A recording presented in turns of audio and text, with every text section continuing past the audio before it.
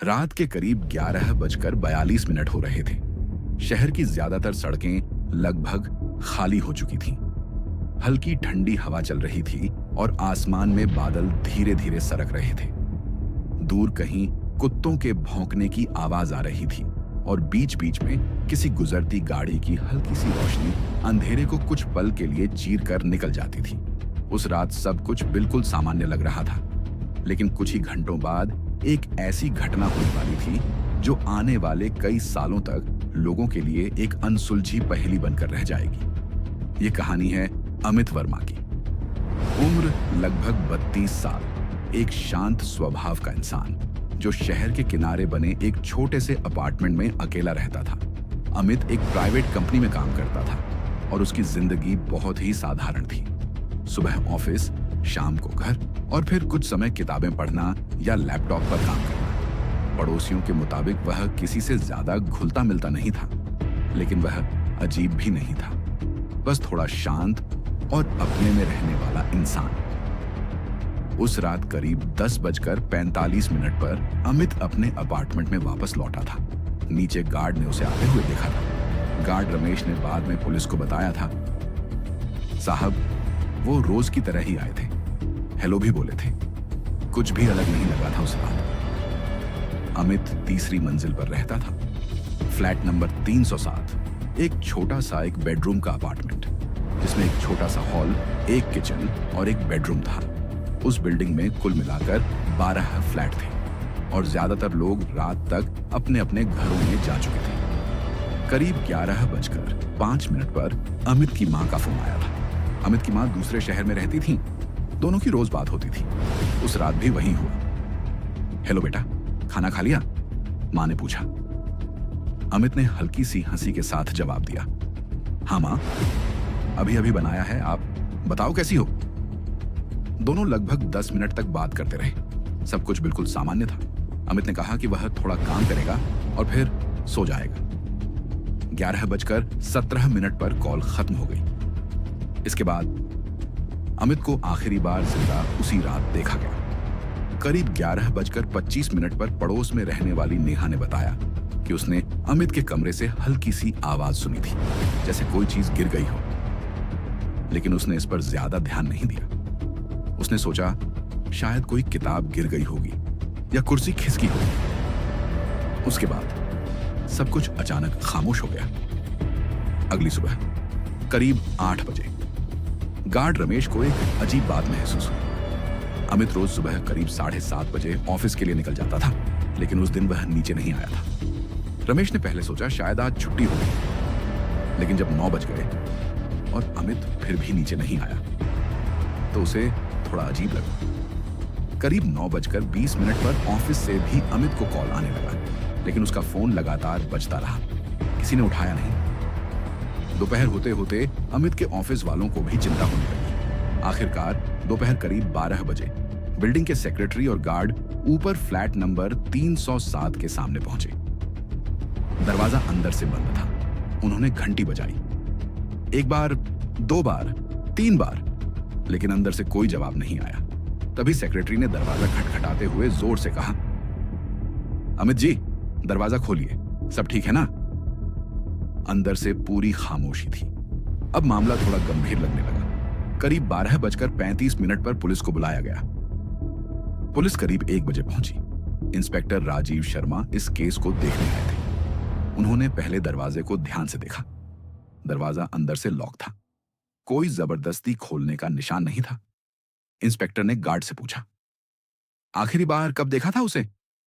Guard ने जवाब दिया, कल रात करीब 10:45 पर साहब, वो ऊपर गए थे। इंस्पेक्टर ने सिर हिलाया। फिर उन्होंने दरवाजा तोड़ने का आदेश दिया। 2 कांस्टेबल आगे आए और कुछ ही सेकंड में दरवाजा तोड़ दिया गया। दरवाजा खुलते ही सब लोग अंदर गए। कमरा बिल्कुल सामान्य दिख रहा था। टेबल पर एक प्लेट रखी थी जिसमें आधा खाया हुआ खाना था। टीवी बंद था, लाइट्स जल रही थीं। सोफे के पास फर्श पर एक किताब गिरी हुई थी, लेकिन अमित वहां नहीं था। इंस्पेक्टर ने पूरे फ्लैट की तलाशी ली। किचन खाली था, बाथरूम खाली था, बेडरूम भी खाली था, खिड़कियां अंदर से बंद थीं, बालकनी का दरवाजा भी लॉक था। सबसे अजीब बात यह थी कि फ्लैट से बाहर जाने का कोई रास्ता नहीं था। दरवाजा अंदर से बंद था और खिड़कियां भी बंद थी। ऐसा लग रहा था जैसे अमित बस हवा में गायब हो गया हो। इंस्पेक्टर राजीव ने धीरे से कहा, यह कैसे हो सकता है? कांस्टेबल ने जवाब दिया, सर शायद वो कहीं छिपा हो, लेकिन पूरे फ्लैट की 2 बार तलाशी लेने के बाद भी अमित का कोई निशान नहीं मिला। फिर इंस्पेक्टर की नजर टेबल पर रखे मोबाइल फोन पर पड़ी। फोन वहीं पड़ा था, लेकिन उसमें एक अजीब चीज थी। रात करीब 11:23 पर एक अनजान नंबर से कॉल आया था। कॉल सिर्फ 27 सेकंड चला था। इंस्पेक्टर ने तुरंत उस नंबर को नोट किया। फिर उन्होंने अमित की मां को फोन किया। मां की आवाज कांप रही थी। क्या हुआ साहब, अमित ठीक तो है ना? कुछ पल की चुप्पी के बाद इंस्पेक्टर ने कहा, मैडम हमें अमित नहीं मिल रहा है। फोन के उस तरफ कुछ सेकंड तक सन्नाटा रहा। फिर अचानक मां रोने लगी। पुलिस ने पूरे बिल्डिंग में पूछताछ शुरू की, लेकिन किसी ने भी रात 11:25 के बाद अमित को नहीं देखा था। सीसीटीवी फुटेज चेक की गई। कैमरे में साफ दिख रहा था कि अमित रात 10:45 पर बिल्डिंग में दाखिल हुआ था। वह सीढ़ियों से ऊपर गया और उसके बाद वह कभी नीचे नहीं आया। सीसीटीवी में पूरी रात कोई संदिग्ध हरकत भी नहीं थी। कोई अजनबी बिल्डिंग में नहीं आया था। अब यह मामला और भी रहस्यमय हो चुका था। एक आदमी जो अपने फ्लैट में गया, दरवाजा अंदर से बंद किया और फिर बिना किसी निशान के गायब हो गया। लेकिन असली हैरानी की बात अभी सामने आनी बाकी थी। करीब शाम 4 बजे जब पुलिस फ्लैट की फिर से जांच कर रही थी, तभी कांस्टेबल ने बेडरूम की दीवार के पास कुछ अजीब देखा। दीवार पर एक छोटा सा निशान था, जैसे किसी ने नाखून से दीवार पर कुछ खरोंचा हो। इंस्पेक्टर करीब गए और जब उन्होंने ध्यान से देखा तो उनके चेहरे का रंग बदल गया। दीवार पर बहुत हल्के अक्षरों में लिखा था, वो फिर आ गया है। कमरे में अचानक सन्नाटा छा गया। कांस्टेबल ने धीरे से पूछा, सर ये किसने लिखा होगा? इंस्पेक्टर ने कुछ सेकंड तक उस लिखावट को घूरा। फिर उन्होंने धीरे से कहा, शायद अमित ने। लेकिन सवाल यह था, अगर अमित ने यह लिखा था तो वह गया कहां? और वो कौन था जो फिर आ गया था? उसी रात पुलिस ने उस अनजान नंबर को ट्रेस करने की कोशिश की, लेकिन जो जानकारी सामने आई उसने पूरे केस को और भी डरावना बना दिया, क्योंकि वह नंबर करीब 3 साल पहले ही बंद हो चुका था और जिस आदमी के नाम पर वह नंबर रजिस्टर था, वह आदमी 3 साल पहले मर चुका था। रात धीरे धीरे गहराती जा रही थी। पुलिस वाले अभी भी फ्लैट नंबर 307 के अंदर खड़े थे। कमरे में हल्की पीली रोशनी जल रही थी और दीवार पर लिखे वो शब्द अब भी सबकी नजरें अपनी तरफ खींच रहे थे। वो फिर आ गया है। ये शब्द बहुत हल्के थे, जैसे किसी ने जल्दी में या डर के मारे नाखून से दीवार पर खरोंच कर लिख दिए। कांस्टेबल विजय ने धीरे से कहा, सर अगर ये अमित ने लिखा है तो इसका मतलब उस समय वो जिंदा था। इंस्पेक्टर राजीव कुछ सेकंड तक चुप रहे, फिर बोले, हां, लेकिन सवाल यह है कि उसके बाद वो गया कहां? कमरे में मौजूद हर पुलिस वाले के दिमाग में यही सवाल घूम रहा था। एक बंद कमरा, अंदर से लॉक दरवाजा, बंद खिड़कियां और एक आदमी जो बिना किसी निशान के गायब हो गया। इंस्पेक्टर ने गहरी सांस ली और कहा, पूरे फ्लैट को एक बार फिर से चेक करो, हर कोना, हर चीज। कांस्टेबल्स ने दोबारा तलाशी शुरू कर दी।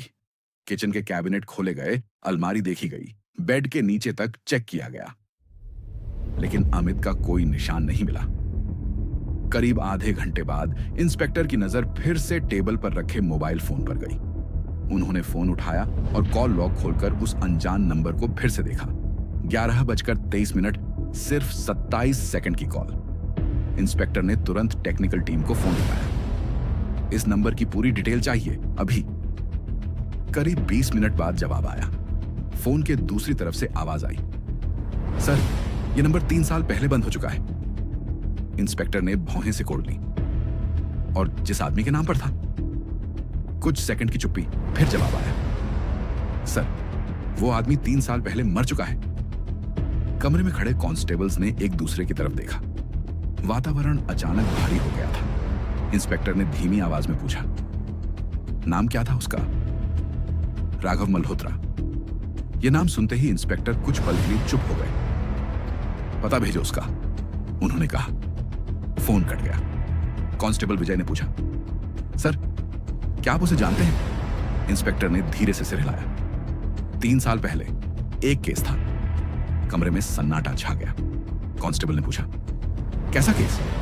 इंस्पेक्टर ने दीवार की तरफ देखते हुए कहा, एक आदमी की रहस्यमय मौत का केस। कुछ सेकंड तक सिर्फ खामोशी रही। फिर उन्होंने धीरे से कहा, और वो आदमी राघव मल्होत्रा था। कांस्टेबल ने हैरानी से पूछा, लेकिन सर, अगर वो मर चुका है तो उसका नंबर अमित को कैसे कॉल कर सकता है? इस सवाल का जवाब किसी के पास नहीं था। करीब शाम 7 बजे पुलिस स्टेशन में उस पुराने केस की फाइल निकाली गई। फाइल पर मोटे अक्षरों में लिखा था, राघव मल्होत्रा। इंस्पेक्टर राजीव ने धीरे से फाइल खोली। अंदर कई तस्वीरें थीं, और जैसे ही उन्होंने पहली तस्वीर देखी, उनकी आंखें थोड़ी चौड़ी हो गईं, क्योंकि उस तस्वीर में जो आदमी था वो बिल्कुल अमित जैसा दिख रहा था। कांस्टेबल ने तस्वीर देखी और चौंक गया। सर, ये तो, इंस्पेक्टर ने धीरे से कहा। हाँ, चेहरा लगभग एक जैसा है। दोनों की शक्ल में अजीब सी समानता थी, जैसे दोनों जुड़वा भाई हों। कांस्टेबल ने पूछा, सर, क्या इन दोनों का कोई रिश्ता था? इंस्पेक्टर ने फाइल के पन्ने पलटते हुए कहा, पता नहीं, लेकिन अब हमें पता लगाना पड़ेगा। फाइल के अंदर लिखा था कि राघव मल्होत्रा 3 साल पहले इसी शहर में एक किराए के फ्लैट में रहता था, और एक रात वो भी अचानक गायब हो गया था। कांस्टेबल ने हैरानी से पूछा, सर, वही केस? इंस्पेक्टर ने सिर हिलाया। हाँ, वही केस। कांस्टेबल ने घबराकर पूछा, मतलब वो भी ऐसे ही गायब हुआ था? इंस्पेक्टर ने धीमी आवाज में कहा, लगभग। राघव का फ्लैट भी अंदर से बंद था। खिड़कियां बंद थी, और जब दरवाजा तोड़ा गया था तो अंदर कोई नहीं था। कांस्टेबल विजय अब साफ तौर पर परेशान दिख रहा था। सर, ये तो बिल्कुल वही घटना है, इंस्पेक्टर ने फाइल बंद करते हुए कहा। लेकिन एक फर्क था। कांस्टेबल ने पूछा, क्या? इंस्पेक्टर ने धीरे से जवाब दिया, राघव की लाश 3 दिन बाद मिली थी। कांस्टेबल ने घबराकर पूछा, कहां? इंस्पेक्टर ने उसकी आंखों में देखते हुए कहा, उसके ही फ्लैट के अंदर। कांस्टेबल का चेहरा सफेद पड़ गया। लेकिन सर, अगर फ्लैट बंद था तो लाश अंदर कैसे आई? इंस्पेक्टर ने धीरे से कहा, यही तो उस केस का सबसे बड़ा रहस्य था। फाइल के मुताबिक 3 दिन तक फ्लैट पूरी तरह सील था। पुलिस की निगरानी में कोई अंदर नहीं गया था। लेकिन चौथे दिन जब दरवाजा खोला गया तो राघव की लाश कमरे के बीचों बीच पड़ी थी।